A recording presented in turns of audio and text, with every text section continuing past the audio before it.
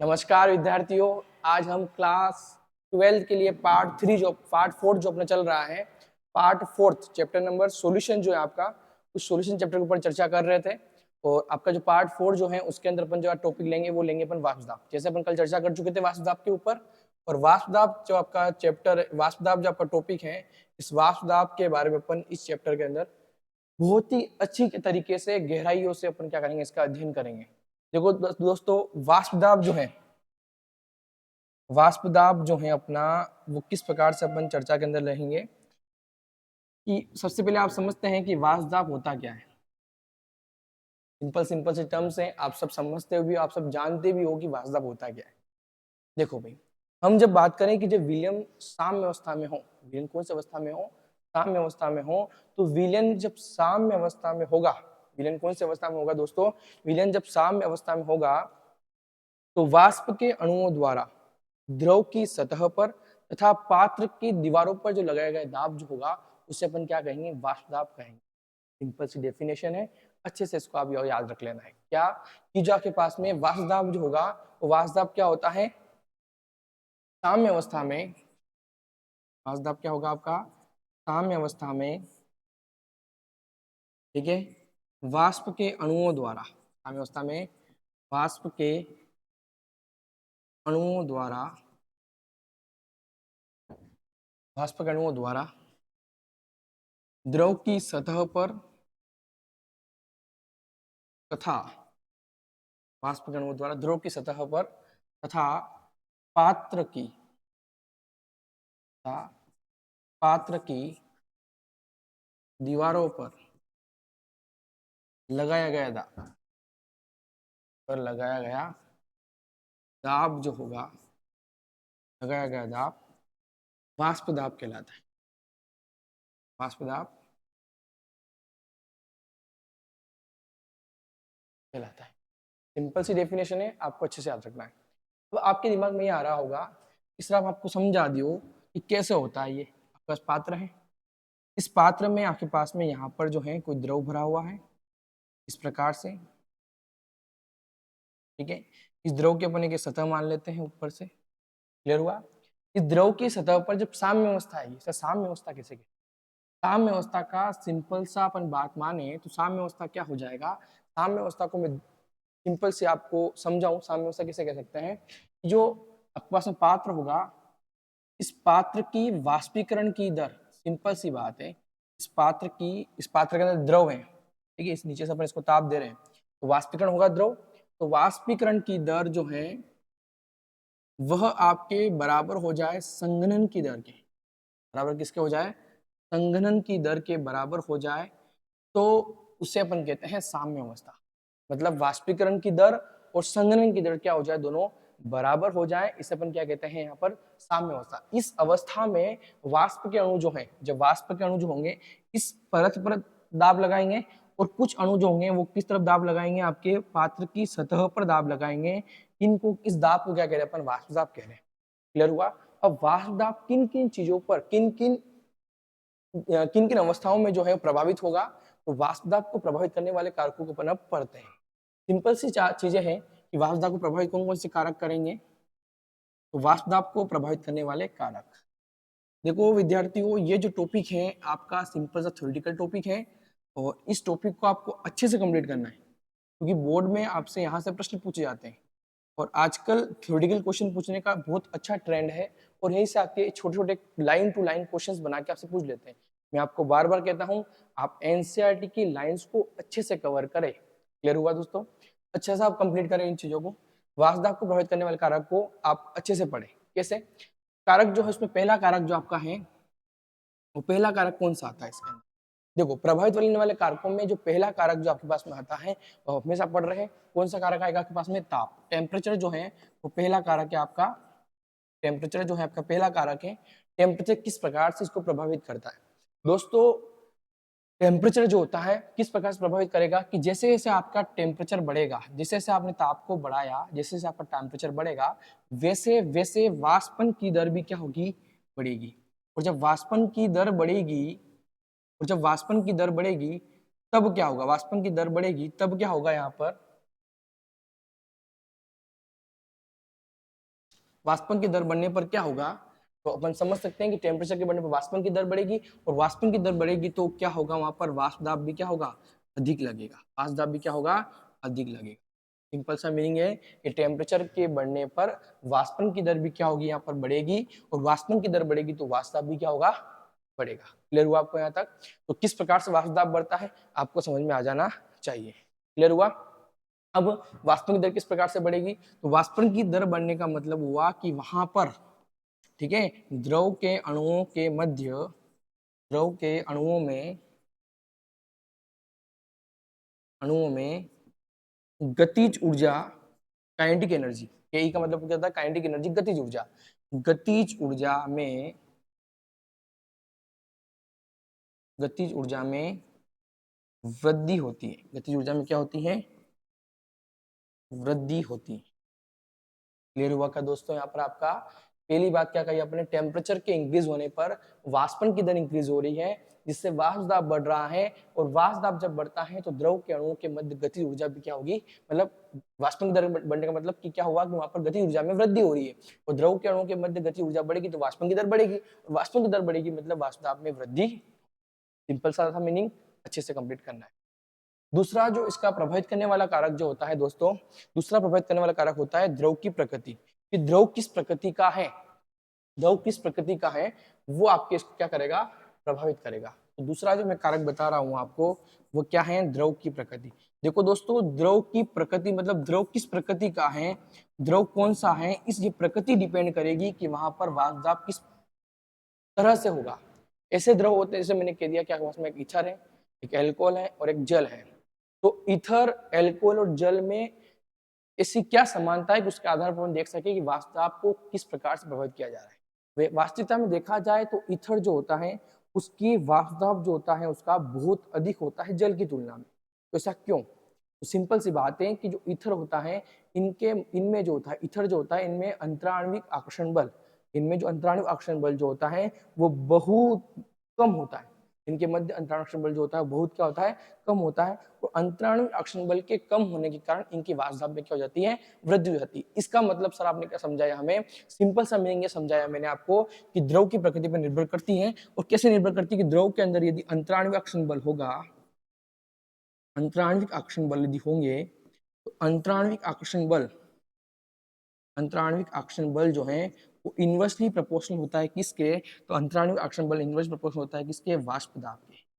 इसके प्रोपोर्शनल होता है इनवर्सली वाष्प दाब के। सिंपल सी बात है, यदि किसी द्रव का अंतराण्विक आकर्षण बल बहुत ज्यादा है तो वाष्पन की दर क्या होगी, बहुत कम होगी। और यदि अंतराण्विक आकर्षण बल बहुत ज्यादा है या बहुत कम है, बहुत कम है, तो वाष्प दाब क्या हो जाएगा, बहुत ज्यादा हो जाएगा। सिंपल सा था। जैसे मैं आपको इसका एग्जांपल बता देता हूँ, यहाँ पर एक एग्जांपल की सहायता से अपन इसको सोल्व कर सकते हैं। जैसे मैंने जल का अणु ले लिया, जैसे मैंने यहाँ पर एल्कोहल ले लिया, एल्कोहल सूत्र मैंने एथेनॉल मतलब C2H5OH, और मैंने ले लिया एक आपके ईथर। ईथर को मैं सिंपल सा लिखूँ तो यहाँ पर CH3 और CH3 लिख देते हैं, या अपन R भी लिख सकते हैं, इसको R भी लिख सकते हैं, इसको अपन H2O लिख सकते हैं। यदि मैं इसकी बात करूँ तो यहाँ पर इसको किस प्रकार समझेंगे अपन, इसका सॉल्यूशन देखा जाए तो जल के अणु जो होते हैं वह इस प्रकार से, ठीक है, ये जो है आपके पास में ईथर, सॉरी एल्कोहल जो है वो इस प्रकार से, और जो ईथर होता है वो इस प्रकार से, इसकी स्ट्रक्चर्स होती है। देखो दोस्तों, जो आपका जल जो होता है इसके अंतराण्विक आकर्षण बल का मान बहुत ज्यादा होता है। इनमें अंतराण्विक आकर्षण बल का मान बहुत ज्यादा होता है। इसके बाद सबसे कम अंतराण्विक आकर्षण बल का मान जो होता है वो ईथर में सबसे कम होता है। और एल्कोहल का जो आपका एल्कोहल है उसका अंतराण्विक आकर्षण बल का मान जल से कम होता है लेकिन ईथर से ज्यादा होता है। तब अपन बात करें यहाँ पर तो इसका उत्तर क्या हो जाएगा, तो वाष्प दाब। तो वाष्प दाब सर्वाधिक किसका हो जाएगी, वाष्प दाब का क्रम, वाष्प दाब का क्रम में सबसे सर्वाधिक वाष्प दाब किसकी हो जाएगी, तो सिंपल सा है आपका वाष्प दाब का क्रम किसके हो जाएगा, सबसे ज्यादा हो जाएगा आपके पास में ईथर में। किसमें हो जाएगा, ईथर में। उसके बाद ईथर मतलब ये, ठीक है, उसके बाद किसमें हो जाएगा आपके पास में, एल्कोहल में, अपन इसको कह दें एथेनॉल में। और उसके बाद सबसे कम किसमें हो जाएगा, यहाँ पर जल में, किसमें हो जाएगा, जल में। सिंपल सा फॉर्मूले की बात करें तो यहाँ पर इसको अपन R O R भी लिख सकते हैं, इसको अपन यहाँ पर R बॉन्ड OH भी लिख सकते हैं। एथेनॉल की जगह अपन अल्कोहल लिखे तो R बॉन्ड OH हो जाएगा, और जल को अपन क्या लिख सकते हैं यहाँ पर H2O लिख सकते हैं। तो सर्वाधिक वाष्पन की वाष्प दाब जो होगी किसकी हो जाएगी, ईथर की, उसके बाद एथेनॉल, फिर जल। और यदि मैं अंतराणु आकर्षण बल की बात करूं तो सर्वाधिक अंतराणु आकर्षण बल किन अणुओं के मध्य होगा, H2O के मध्य होगा, फिर अल्कोहल, फिर किसके मध्य, ईथर के अणुओं के मध्य। सिंपल सा था, आसानी से समझ सकते हैं उन चीजों को आप। क्लियर हुआ। अगला जो आपके पास में यहाँ पर थर्ड जो कारक प्रभावित करता है वो होता है इसका क्वथनांक। क्वथनांक किस प्रकार से प्रभावित करता है, तो सिंपल सा है, क्वथनांक भी इसके वाष्पदाब के क्या होता है, इनवर्सली प्रोपोर्शनल होता है। क्लियर हुआ, ठीक है भाई, क्लियर हुआ यहाँ तक, तो ये कोई बड़ी बात नहीं है, समझ सकते हैं इनको। तो इस प्रकार के कारक जो होते हैं ये क्या करते हैं आपके, इस प्रकार के कारक जो होते हैं वो क्या करते हैं, आपके वाष्पदाब को प्रभावित करते हैं। अब देखो प्रश्न ये बन सकता है कि इनमें से कौन सा कारक जो है वाष्पदाब को प्रभावित नहीं करता है। तो वाष्पदाब को प्रभावित नहीं करने वाले कारक कौन से होते हैं, तो पहला जो अपन पॉइंट पढ़ते हैं यहाँ पर वो क्या आ जाएगा, यहाँ पर आपके पास में वाष्पदाब को प्रभावित करने वाले कारक नहीं, वाष्पदाब को प्रभावित नहीं करने वाले कारक, नहीं करने वाले कारक कौन कौन से हो जाएंगे, ध्यान समझिए इस बात को आप। तो पहला जो आपके पास में कारक होता है वो होता है आकार। भाई जो आपके पास में पात्र जो है, आकार किसका, पात्र का, तो पात्र का जो आकार होता है वो उसको प्रभावित नहीं करता है। दूसरा पृष्ठीय क्षेत्रफल, पृष्ठीय क्षेत्रफल जो है पात्र का जो पृष्ठीय क्षेत्रफल है वो भी इसको प्रभावित नहीं करता है। और थर्ड जो आपके पास में आता है वह आता है आयतन, तो आयतन भी इसको प्रभावित नहीं करता है। सिंपल सा है, कौन कौन से कारक जो प्रभावित नहीं करते हैं, तो पात्र का आकार, पृष्ठीय क्षेत्रफल पात्र का, आयतन पात्र का, ये भी क्या करते हैं, आपको प्रभावित नहीं करते हैं। तो जो आपके क्या करते हैं, प्रभावित नहीं करते, वो कौन कौन से हो जाएंगे आपके, ये चीजें हो जाएगी। क्लियर हुआ आपको यहाँ तक। अब देखें दोस्तों, इस प्रकार का प्रश्न कभी आपसे एग्जाम में पूछ ले कि बताइए निम्न में से वाष्पदाब का क्रम बताइए, वाष्पदाब का क्रम, तो सिंपल सा है आपके पास में, जैसे दे देगा आपको कि भाई एक इस प्रकार के आयतन में आपके यहाँ पर द्रव भरा हुआ है, एक ही प्रकार का द्रव, द्रव क्या है, एक ही है, द्रव में कोई भी चेंजेस नहीं है, ठीक है। उसके बाद आपके एक आपके इस प्रकार का आयतन है, इस प्रकार का जो आकृति आकार वाला जो आयतन है, बाकी एक आपके इस प्रकार का हो, तो बताइए इसमें वाष्पदाब का क्रम कैसा होगा।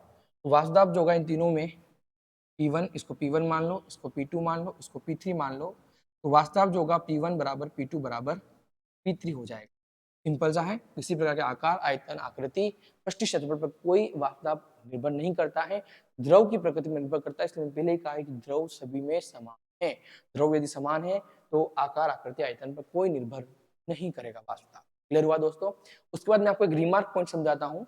रिमार्क पॉइंट क्या है दोस्तों, बहुत इजी रिमार्क पॉइंट है, बहुत इजी रिमार्क पॉइंट है, और रिमार्क अगर डाल दिया मैंने तो मान लो कि ये इंपॉर्टेंट है। रिमार्क पॉइंट में क्या डाल रहा हूं, ध्यान समझना इस पॉइंट को, एनसीईआरटी का बहुत अच्छा पॉइंट निकाला है मैंने कि रिमार्क पॉइंट में क्या डाल रहा हूं मैं कि विलयन का वाष्पदाब, विलयन का वाष्पदाब, विलयन का जो वाष्पदाब है, विलयन का वाष्पदाब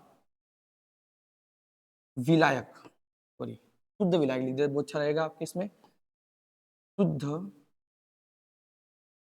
विलायक, विलयन का वाष्पदाब शुद्ध विलायक के वाष्पदाब से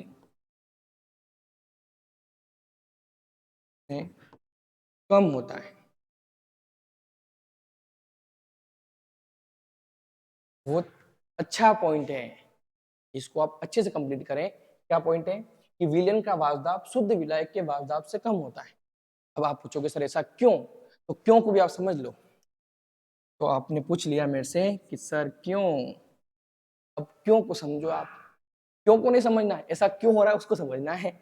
चलो, तो विलयन का वाष्पदाब जो है वो विलायक के वाष्पदाब से, शुद्ध विलायक के वाष्पदाब से कम होता है, ऐसा क्यों। देखो सबसे पहले आपको इसको समझने के लिए आपको पता होना चाहिए कि विलयन का मतलब क्या होता है। विलयन का मतलब क्या होता है, तो विलयन का मतलब आप पहले ही क्लास में बता चुके थे हमें कि विलयन बराबर होता है विलय प्लस विलायक। विलय मतलब क्या होता है, विलय प्लस विलायक। अब देखो जब आपके पास में एक ही प्रकार का द्रव है और वह द्रव जो है एक ही प्रकार का द्रव है, तो उसमें मैंने क्या कह दिया, शुद्ध विलायक। क्लियर हुआ। अब उसके अंदर आपने क्या डाल दिए, विलय के अणु डाल दिए। अब उसके अंदर क्या डाल दिया आपने, विलय के अणु को शामिल कर दिया। जब मिश्रण बन चुका होगा तो विलय के अणु क्या करेंगे, समझना इस बात का। जैसे मेरे पास में एक पात्र है, इस पात्र में मैंने क्या कर दिया, पहले तो शुद्ध विलायक डाल दिया। क्या डाल दिया, शुद्ध विलायक मैंने इसके अंदर डाल दिया।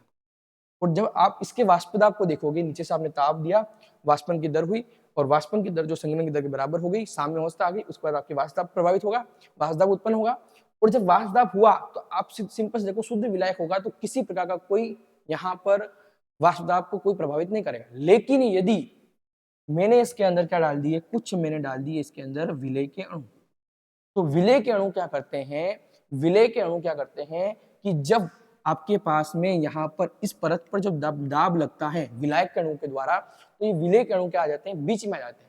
विलय के अणु क्या आ जाएंगे, सीधी भाषा में कहें तो कहाँ आ जाएंगे, बीच में आ जाएंगे। जब बीच में आ जाएंगे तो यहाँ पर वाष्प दाब में क्या हो जाएगी, कमी हो जाएगी। सिंपल सी बात है, जब बीच में आ जाएंगे तो यहाँ पर क्या हो जाएगी, यहाँ पर वाष्प दाब में कमी हो जाएगी। ठीक है, क्लियर हुआ आपको यहाँ तक। तो मैं यहाँ पर कह सकता हूं कि सर ऐसा क्यों होता है, तो लिख सकते हैं अपन कि विलय के कण, विलय के कण, या अपन कह सकते हैं अशुद्धियां, अशुद्धियां विलयन की सतह पर आ जाती है, विलयन की सतह पर आ जाती है। विलय के कण या अशुद्धियां जो है आपके पास में विलयन की सतह पर आ जाती हैं, जिसके कारण वाष्पन की दर क्या हो जाती है, घट जाती है। इसके कारण वाष्प दाब भी घट जाता है। बहुत ही अच्छा पॉइंट है, आप अच्छे से कंप्लीट करें इस पॉइंट को, दिमाग पॉइंट में याद रखें। विलयन का वाष्प दाब शुद्ध विलायक के वाष्प दाब से कम होता है। क्यों, तो क्यों, क्योंकि सर विलयन का मतलब समझते हैं, विलय प्लस विलायक, और विलय का मतलब क्या हुआ कि इसके अंदर विलय के कण है, और विलय के कण उस विलायक, जो विलय के कण जो होंगे उसके सतह पर आ जाएंगे, कुछ सतह पर घेर लेंगे, और सतह को घेर लेंगे तो वहां पर क्या होगा, विलायक का जो वाष्प दाब होगा वो क्या हो जाएगा, विलयन का वाष्प दाब जो होगा वो हो जाएगा, कम हो जाएगा। लेकिन शुद्ध विलायक में इस प्रकार की कोई अशुद्धि नहीं होती है, इसलिए इसका वाष्प दाब क्या होता है, ज्यादा होता है विलयन की वाष्प दाब से। क्लियर हुआ आपको यहाँ तक। कभी आपसे पॉइंट पूछ ले कि बताइए कि सही है कि गलत, विलयन का वाष्प दाब शुद्ध विलायक के वाष्प दाब से कम होता है, तो बात एक्यूरेट सही है। क्यों होता है मैंने आपको समझा दिया है, आपकी लैंग्वेज में आप समझ सकते हो। एनसीईआरटी की लाइंस पढ़ो, आपको बहुत अच्छी तरीके से पता लगेगा कि रोहित जी सर पढ़ा क्या रहा है और हमने पढ़ा क्या है, और अच्छे से आपको एनसीईआरटी समझ में आने लग जाएगी। क्लियर हुआ आपको। नेक्स्ट पॉइंट जो हम समझते हैं, नेक्स्ट पॉइंट हमारे पास में जो आता है वो पॉइंट क्या आता है हमारे पास में कि सर वाष्प दाब के अंदर आपको और क्या अच्छा लगता है, तो और क्या पढ़ना है अपने को, तो अपने को पढ़ना है यहाँ पर राउल्ट का नियम। कौन सा नियम पढ़ना है आपको, राउल्ट का नियम पढ़ना है, राउल्ट का नियम पढ़ना है। देखो सर, राउल्ट का नियम हम क्यों पढ़ रहे हैं, क्योंकि जब राउल्ट साहब जो थे, इन राउल्ट साहब ने ही बताया था, राउल्ट साहब जो थे, इन राउल्ट साहब ने ही सबसे पहले आपके विलयन के वाष्प दाब और मोल भिन्न के मध्य, समझिए इस बात को, जो आपके राउल्ट साहब जो थे, राउल्ट सर ने, राउल्ट साहब जो थे, राउल्ट ने सर्वप्रथम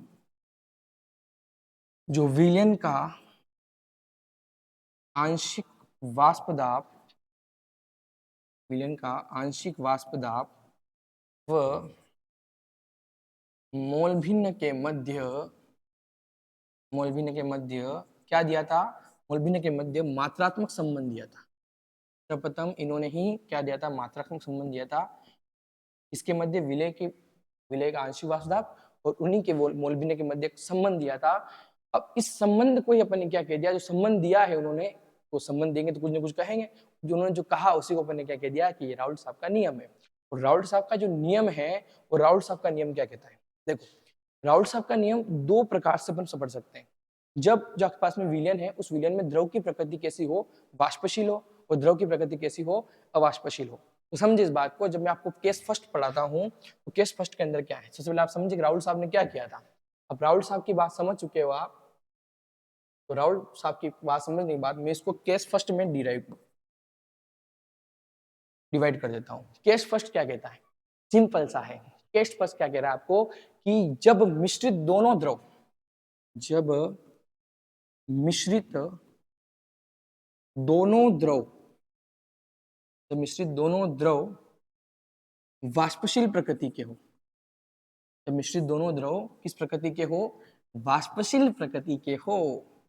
तो जब आपके पास में विलयन है, तो विलयन है तो सिंपल सी बात है, मैं आपको बार बार बोलते आ रहा हूँ कि चैप्टर के अंदर अपन द्विअंगी विलयनों के बारे में पढ़ेंगे, तो दोनों ही दो ही द्रव होंगे और दोनों ही द्रव किस प्रकृति के होने चाहिए, वाष्पशील प्रकृति के होने चाहिए। तो जब मिश्रण के अंदर, जब विलयन के अंदर जो आपके पास में दोनों ही द्रव जो है यदि वाष्पशील प्रकृति के होंगे, वाष्पशील प्रकृति के होंगे, तो आपके यहां पर हो तब द्रव का आंशिक वाष्प दाब, तो द्रव का आंशिक वाष्प दाब उसके स्वयं के मोल भिन्न के समानुपाती होता है। स्वयं के किसके समानुपाती होता है, मोल भिन्न के समानुपाती होता है। क्लियर हुआ क्या? अब समझो, आपने जो पहले पढ़ चुके हैं ना, अपन वही पढ़ेंगे वापस। देखो कैसे, जब मिश्रित दोनों द्रव किस प्रकृति के हो, वाष्पशील प्रकृति के हो, तो इन्होंने क्या कहा कि भाई जब दोनों ही वाष्पशील प्रकृति होंगे तो मैं कह सकता हूं कि द्रव का जो आंशिक वाष्प दाब होगा वो मोल भिन्न के क्या होगा, सीधे समानुपाती होगा। कैसे, इस बात को समझे आप। देखो इस बात को आप समझे कैसे, इस बात को अपन समझते हैं। मैं मान लेता हूं कि मेरे पास में अपन अभी पढ़े हैं कोई विलयन है, तो उस विलयन में विलय होगा और उस विलयन में क्या होगा, विलायक होगा। क्लियर हुआ? तो मैं मान लेता हूं यहाँ पर एक ऐसी बात मान लेता हूं, थोड़ा सा अपन इसको समझ लेते हैं। विलयन है तो विलयन में अपने पास में एक द्रव ए है और एक क्या है, द्रव बी। क्या है, द्रव ए है और द्रव बी। फिर मैंने यहाँ पर कहा है कि जब द्रव का आंशिक वाष्प दाब, तो आंशिक वाष्प दाब को मान लेता हूँ पी ए। द्रव ए का आंशिक वाष्प दाब कैसा हो जाएगा, पी ए। तो आंशिक वाष्प दाब किसके समानुपाती होता है, उसके स्वयं के मोल भिन्न के। तो स्वयं की मोल भिन्न तो x और x ए हो जाएगी, मोल भिन्न क्या हो जाएगी, x ए। क्लियर हुआ? इसी से द्रव बी में भी होगा। द्रव बी में क्या होगा दोस्तों, कि द्रव बी में वाष्प दाब क्या होगा, पीबी, और आंशिक वाष्प दाब पीबी, और उसकी मोल भिन्न क्या हो जाएगी, एक्स बी। क्लियर हुआ? समझ में आ गया आपको? चलो, तो यहाँ पर पी ए प्रोपोर्शनल एक्स है और P B proportional X B. अब यदि मैं इस प्रोपोर्शनल को हटाता हूँ, यहाँ से समानुपाती चिन्ह को हटाता हूँ, तो समानुपाती चिन्ह को हटाने पर पी ए बराबर क्या हो जाएगा, यहाँ पर P note A X A, और इधर क्या हो जाएगा यहाँ पर P B equal to P note B X B. Clear हुआ यहाँ तक? क्लियर हुआ क्या? अब देखो यहाँ पर एक नया नियम लगाते हैं अपन, डोल्टन साहब का नियम। और डोल्टन साहब के नियम क्या कहता है, देखो भाई थोड़ा सा ऊपर ले लेते हैं, फिर अपन डोल्टन साहब का नियम लगाते हैं। डोल्टन का नियम, डोल्टन के नियमानुसार क्या कहता है डोल्टन, कि जो किसी विलन का जो वाष्प दाब होता है, कुल वाष्प दाब जो होता है, कुल वाष्प दाब पी टोटल जो होता है, कुल वाष्प दाब जो होता है, उनके आंशिक वाष्प दाब, उन द्रवों के आंशिक वाष्प दाब के कुल योग के बराबर होता है। उन द्रवों के आंशिक वाष्प दाब, तो आंशिक वाष्प दाब कौन है, P A and P B, उन आंशिक वाष्प दाब के कुल योग के बराबर होता है। इस बात को अच्छे से नोट करें इन चीजों को, कुल योग, कुल आंशिक वाष्प दाब के कुल योग के क्या होता है, बराबर होता है। क्लियर हुआ यहाँ तक? तो सर मैं डोल्टन साहब की इस बात को खाली नहीं जाने दूंगा, खाली नहीं जाने दूंगा, तो पी ए की वैल्यू रखूंगा। पी ए की वैल्यू हमारे पास में क्या है, P note A X A plus P note B X B. ये बात क्लियर हो जाती है आपको यहाँ से, कंप्लीट अपना क्लियर। तो हमारे पास में जो पी टोटल जो है हमारे पास में ये आ जाता है, ये हमारे पास में पी टोटल जो आ जाता है वो आ जाता है P naught X A plus P naught X B. Clear हुआ क्या दोस्तों? यहाँ तक आपको ये चीज आपको क्लियर होनी चाहिए। अच्छा, आपको ये पता होना चाहिए कि पी ए क्या है, द्रव ए का आंशिक वाष्प दाब, पी बी क्या है, द्रव बी का आंशिक वाष्प दाब, एक्स ए क्या है, द्रव ए के मोल भिन्न, और एक्स बी क्या है, द्रव बी की मोल भिन्न। पी नोट ए क्या है कि शुद्ध अवस्था में द्रव का वाष्प दाब, आंशिक वाष्प दाब, और पी नोट बी क्या है, द्रव बी की शुद्ध अवस्था में आंशिक वाष्प दाब। क्लियर हुआ आपको यहाँ तक? इस बात को आप अच्छे से याद रखें, कंप्लीट कंप्लीट करें। क्लियर हुआ? अब दोस्तों देखो, इस बात को मैं इस प्रकार से भी समझ सकता हूं, सर यदि हमारे पास में, सर यदि हमारे पास में हम जानते हैं, हम क्या जानते हैं, हम क्या जानते हैं, हम जानते हैं, हम क्या जानते हैं कि sir X A plus X B equal to क्या होता है, यहाँ पर one. X A plus X B equal to क्या होता है, वन होता है, हम जानते हैं। अब यदि मैं यहाँ पर ऐसा कहूँ कि सर मुझे एक्स ए की वैल्यू बात करनी हो, तो एक्स से बराबर मैं लिख सकता हूँ ना कि सर वन में से क्या घटा दो आप, एक्स बी घटा दो। क्लियर हुआ? वन में से क्या घटा दो आप, एक्स बी घटा दो। अब यदि मैं इस समीकरण के अंदर इस समीकरण एक में x1 की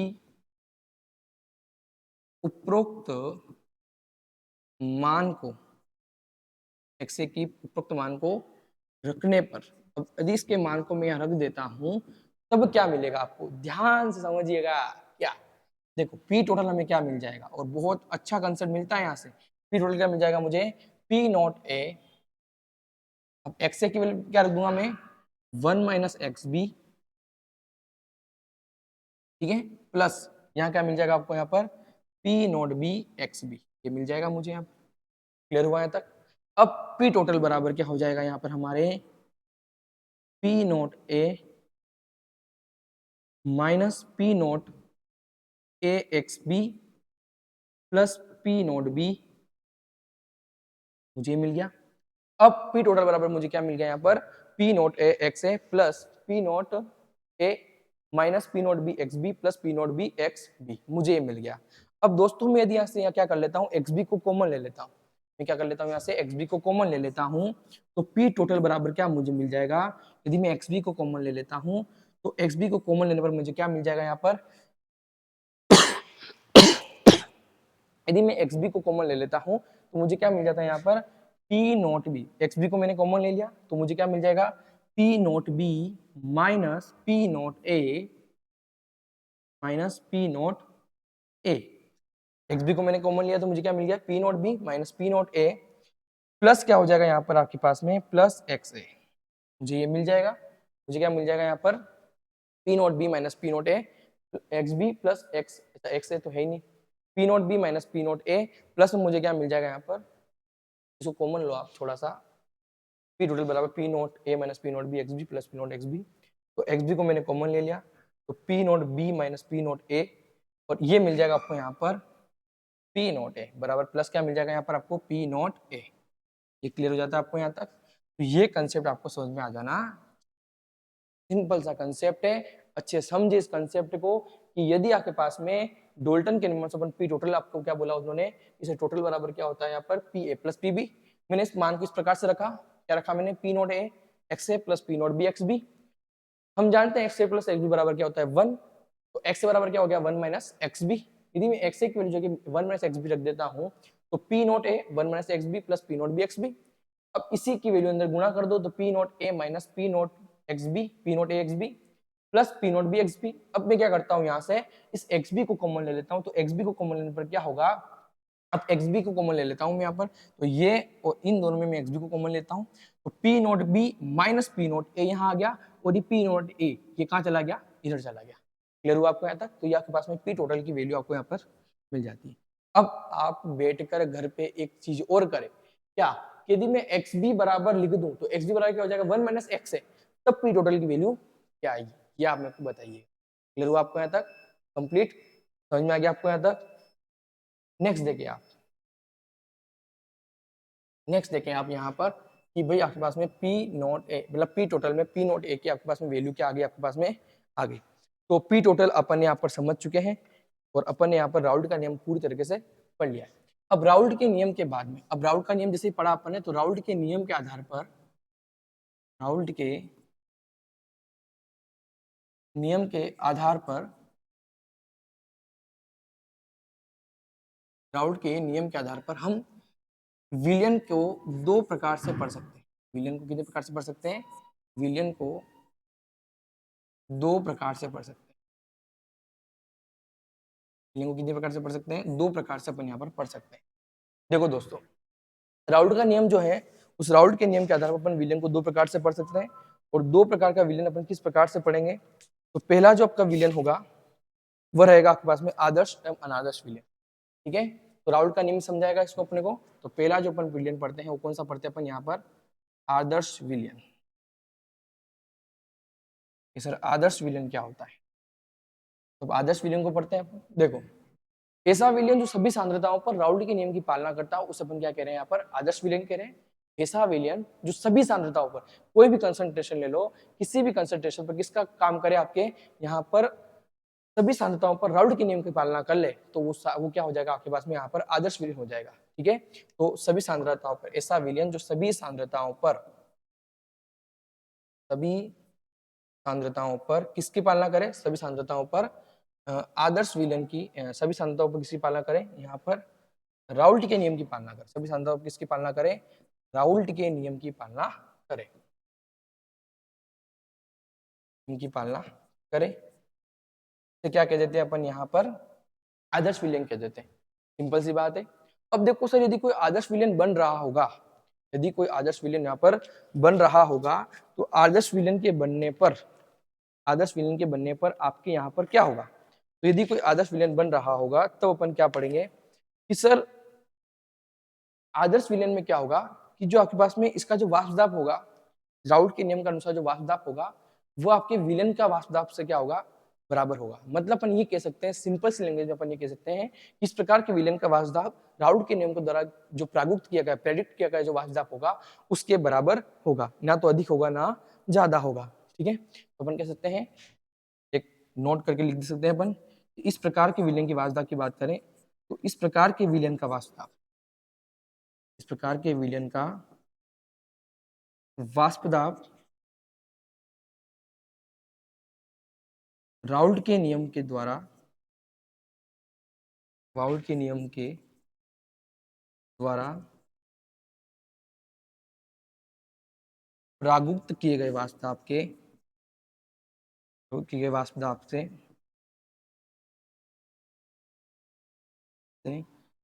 ना तो अधिक होता है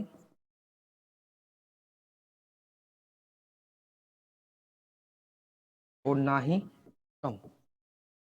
ठीक है, सिंपल सी बात है। सभी सांद्रताओं पर राउल्ट के नियम की पालना कर रहा होगा तो जो वाष्प दाब वहां पे आ रहा होगा वो इस विलयन का वाष्प दाब होगा। सिंपल सी बात है, राउल्ट के नियम में जो अपने वाष्प दाब पड़ा है वही वाष्प दाब किसके बराबर हो जाएगा? यहाँ पर आपके विलयन के वाष्प दाब के बराबर हो जाएगा। क्लियर है? आपको कंसेप्ट समझ में आ जाना चाहिए। अब देखो दोस्तों, यहाँ पर राउल्ट के नियम के वाष्प दाब की बात करने के पश्चात अपन ये बात करते हैं कि जो इसके जो एग्जाम्पल्स हैं, ठीक है, चलो इसके और भी गुण समझ सकते हैं अपन, इसके अन्य गुण भी समझ सकते हैं अपन कि अन्य गुण क्या होते हैं राउल्ट के नियम के, आपके जो आदर्श विलयन होता है उसके अन्य गुण क्या होते हैं। इसमें डेल्टा एच मिक्सर जो होता है, डेल्टा एक्स मिक्स मतलब डेल्टा एच मिक्सर, उस विलयन का जो डेल्टा एच का मान जो होता है वो हमेशा आपको क्या मिलता है? यहाँ पर जीरो मिलता है। डेल्टा एच की वैल्यू हमेशा आपको क्या मिलती है? यहाँ पर जीरो मिलती है। अब डेल्टा एच की वैल्यू अपने को जीरो मिल रही है, इसका मतलब क्या हुआ यहाँ पर दोस्तों? डेल्टा एच की अपने को वैल्यू क्या मिल रही है? यहाँ पर जीरो मिल रही है। तो डेल्टा एच की वैल्यू जीरो मिलने का सिंपल सा मीनिंग ये होता है कि भाई आपके पास में जो यहाँ पर वाष्प दाब जो है इसका, ठीक है, जो आपके पास में जो विलयन है, उस विलयन में जो अवयव है, उस अवयव में ना तो ऊष्मा का उत्सर्जन हो रहा होगा ना ही ऊष्मा का अवशोषण हो रहा होगा। इसका मतलब ये हुआ कि विलयन में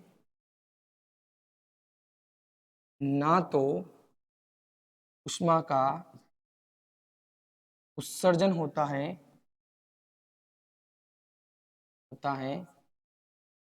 और ना ही अवशोषण, और ना ही क्या होता है? अवशोषण होता है। क्लियर हुआ क्या दोस्तों यहाँ तक आपको? विलयन में ना तो ऊष्मा का उत्सर्जन होगा या ही विषण होगा। दूसरी बात करता हूं मैं, यहाँ डेल्टा वी मिक्स की वैल्यू जो होती है वो भी हमें क्या मिलती है? यहाँ पर जीरो मिलती है। मतलब मिश्रण बनने पर, विलयन बनने पर, विलयन में या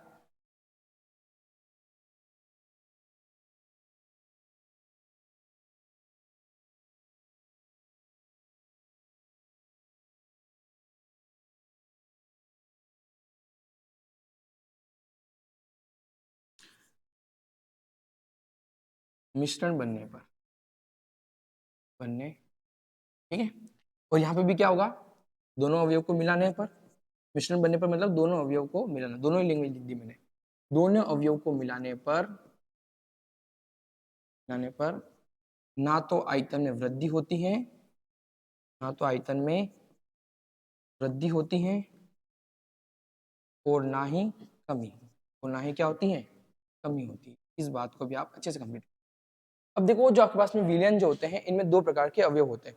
इनमें कितने प्रकार के अवयव होते हैं? दो प्रकार। शुद्ध अवयव जो होते हैं, शुद्ध अवयव में ए एवं बी प्रकार की अन्योन्य क्रियाएं होती हैं। देखो, जो शुद्ध अवयव होते हैं इनमें दो प्रकार की क्रियाएं होती है। इस बात को आप अच्छे से कंप्लीट करें। हर जो पॉइंट अपन यहाँ पढ़ते हैं, इसके अन्य गुण में जो नेक्स्ट पॉइंट पढ़ते हैं अपन, वो क्या पढ़ते हैं कि जो शुद्ध अवयव होते हैं, शुद्ध अवयव में या तो पास में शुद्ध अवयव में ए और बी प्रकार की अन्योन्य क्रिया होती है, अन्योन्य क्रिया होती है। अवयव ए व अवयव बी, मतलब ए व बी प्रकार की अन्योन्य क्रियाएं होती हैं।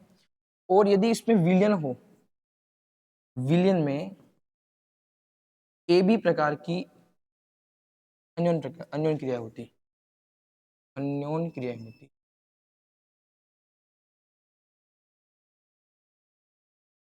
क्रियाएं होती हैं। अब इस बात को आप कंप्लीट करें ढंग से। यदि ए प्रकार की बी प्रकार की अन्योन्य क्रिया हो रही है और ए बी प्रकार की अन्योन्य क्रिया हो रही है, तो विलयन के अंदर जो अन्योन्य क्रिया होगी उसमें ए बी प्रकार की अन्योन्य क्रिया जो होगी वो बराबर होगी किसके, ए बी प्रकार की अन्योन्य क्रियाओं के बराबर होगी। क्लियर हुआ आपको यहाँ तक? अन्योन्य क्रियाओं के बराबर होगी। क्लियर हुआ यहाँ तक आपको? अब देखो यहाँ पर कुछ अपन एग्जांपल्स पढ़ लेते हैं इसके, और एग्जांपल्स क्या क्या पढ़ लेते हैं इसके। एग्जांपल आप अच्छे से याद रखें। एग्जांपल होता है इसका n hexane plus n heptane, and दूसरा एग्जांपल होता है इसका यहाँ पर आपके पास में बेंजीन प्लस टोलुइन। बेंजीन और टोलुइन का बहुत अच्छा एग्जांपल है, तो आप अच्छे से याद रखें। ठीक है भाई। और अपन और भी एग्जांपल लिखना चाहे तो यहाँ पर लिख सकते हैं ब्रोमोएथेन प्लस क्लोरोएथेन। ये इसके थोड़े से एग्जांपल आप याद रखें। ये आपके आदर्श विलयन के एग्जांपल्स थे। आप अच्छे से इन आदर्श विलयन के एग्जांपल को आप अच्छे से कंप्लीट करें। दोस्तों आज की क्लास को अपन यही समाप्त करते हैं। बाकी का जो आपका अनादर्श विलयन है, इस अनादर्श विलयन के अंदर अपन केस फर्स्ट एंड केस 2 करके अपन अनादर्श विलयन के धनात्मक विचलन को और धनात्मक विचलन को पढ़ेंगे। धन्यवाद। इस क्लास को आप आगे शेयर करें एवं चैनल को सब्सक्राइब करें। धन्यवाद। ओके, लाइट चली गई थी क्या? अभी तो मैंने कहा बंद कर देते।